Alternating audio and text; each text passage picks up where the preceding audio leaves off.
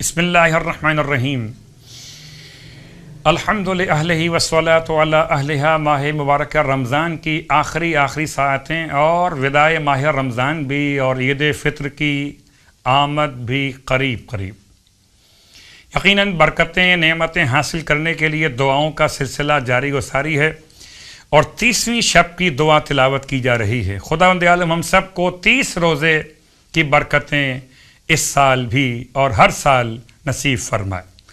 بسم اللہ الرحمن الرحیم۔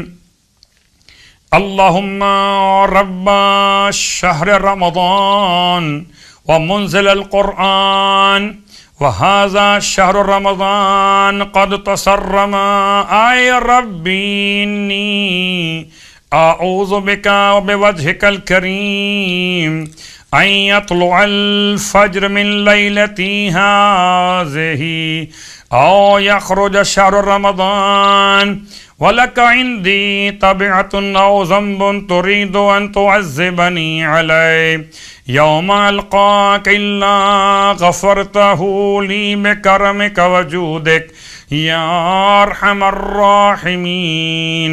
اللہم صلی علی محمد وآل محمد انک حمید مجید۔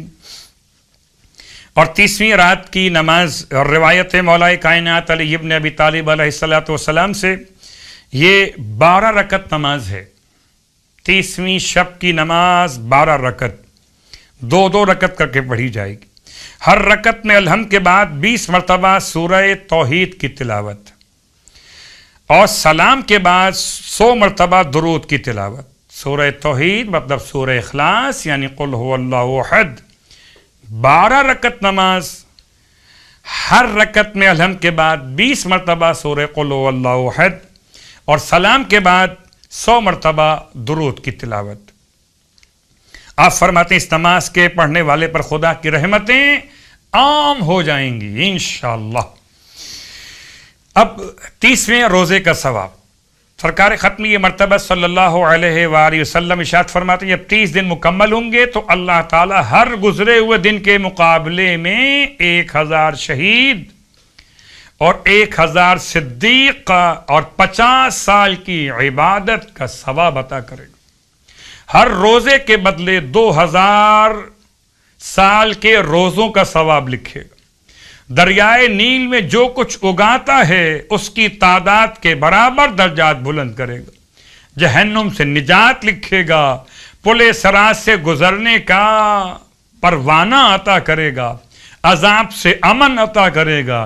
جنت کا ریان نامی دروازہ جو کہ قیامت تک نہیں کھلے گا لیکن اسے پیغمبر کی امت کے روزے دار خواتین و حضرات کے لیے کھول دیا جائے گا۔ پھر جنت کا خازن فرشتہ ندا دے گا کہ جس کی اس ماہ رمضان میں مغفرت نہ ہو سکی تو پھر کس مہینے میں ہوگی؟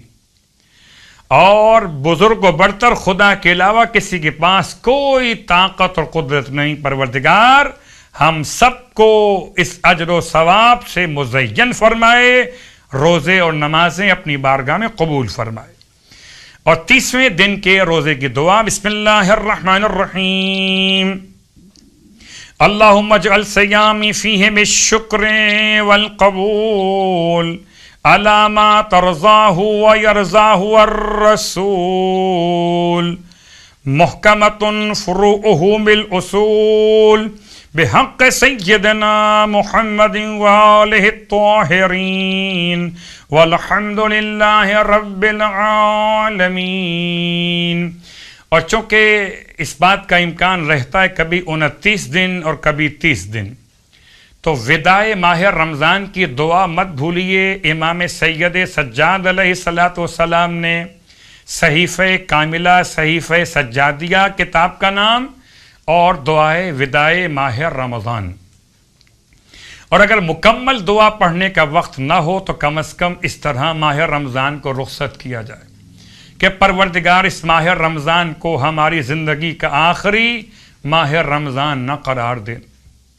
اور اگر تو نے فیصلہ کر لیا ہو کہ یہ ماہ رمضان زندگی کا آخری ماہ رمضان ہوگا تو مالک ہمیں مرحومین میں شامل فرمانا، محرومین میں شامل مت فرمانا۔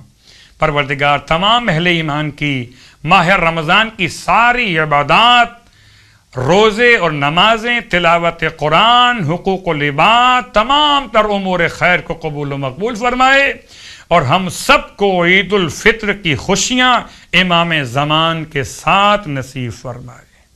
برحمتک یا ارحم الراحمین۔